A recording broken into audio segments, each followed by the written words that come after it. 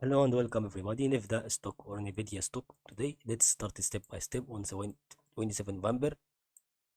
So let's see what would happen on this part of the stock. So the minimum value that it could reach on 0.1 Fibonacci level strategy here is going to be about 110 USD, and here's going to be 329 USD. And there are two things that we see. So I think this is going to be referring for us next time. Okay, from this part to this part after it an increase in momentum here with a spike, and this also okay going to be fine. So the decrease also here an increase. That what can I say about surprise prediction that may happen for NVIDIA stock next time in this video if we want to see that 1 week update and 1 day update on the same time.